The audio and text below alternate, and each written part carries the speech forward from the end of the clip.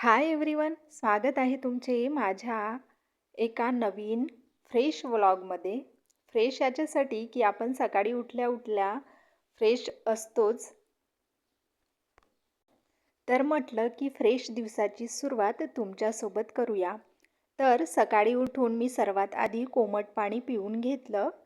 त्यानंतर मी थोडा वेळ प्राणायाम वगैरे करून घेतला, बॉडी स्ट्रेचिंग करून घेतली. त्याच्यामुळे काय होते, आपली बॉडी पण थोडी रिफ्रेश होऊन जाते आणि आपल्याला काम करायला थोडी एनर्जी मिळते आणि छान पण वाटते. त्याच्यामुळे मी सकाळी 10 ते 15 मिनटं किंवा अर्धा तास बॉडी स्ट्रेचिंग, योगा किंवा काहीतरी करतच असते.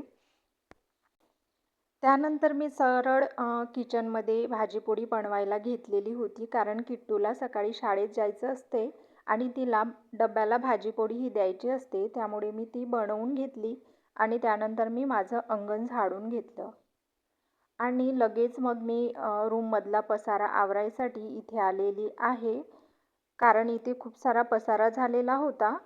मी रोज रोज हे काम करत नाही, पण एखाद्या वेळेस तो पसारा आवरून ठेवत असते.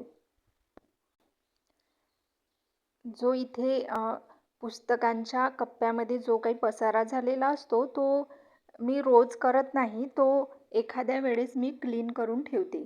बाकी टेबल वगैरे त्याच्यावरचे पुस्तकं वगैरे ते रोजच मी व्यवस्थित ठेवत असते.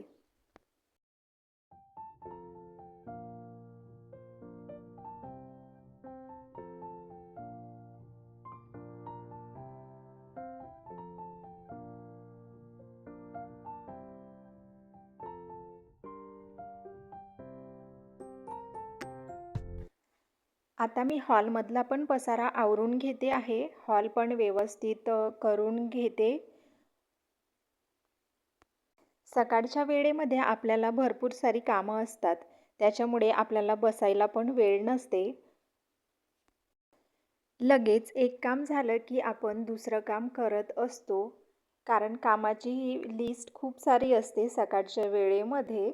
त्याच्यामुळे ती कामे आपण एक एक पूर्ण करून घेत असतो.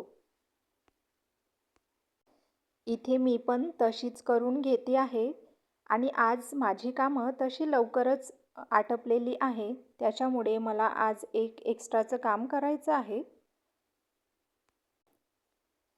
स्वयंपाक झाल्यानंतर किचन ओटा पुसायचाच राहिलेला होता, तर मी भांडे वगैरे बाहेरच घासून घेतलेले आहे आणि आता मला किचन ओटा क्लीन करून घ्यायचा आहे. तोच मी आता इथे करून घेते आहे.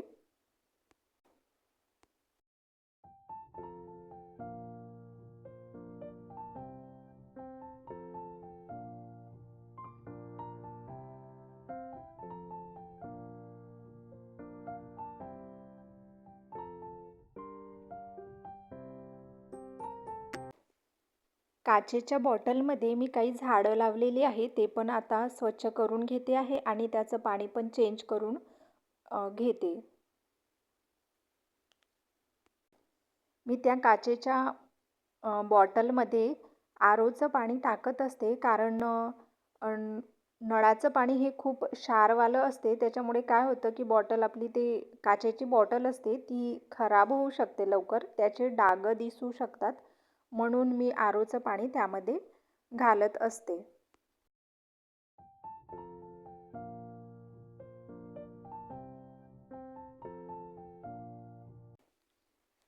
आज माझी कामं लवकर झाली, तर म्हटलं आपण थोडीशी क्लिनिंग करून घेऊया बाथरूमची. मी इथे बाथरूमची डीप क्लिनिंग करून घेते आहे. स्टूल, बकेट वगैरे सगळं घासून काढते आहे.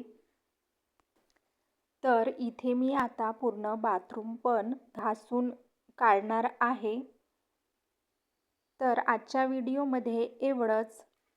जर तुम्हाला माझे व्हिडिओ आवडत असतील तर व्हिडिओला लाईक करा आणि चॅनलला सबस्क्राईब करायला विसरू नका.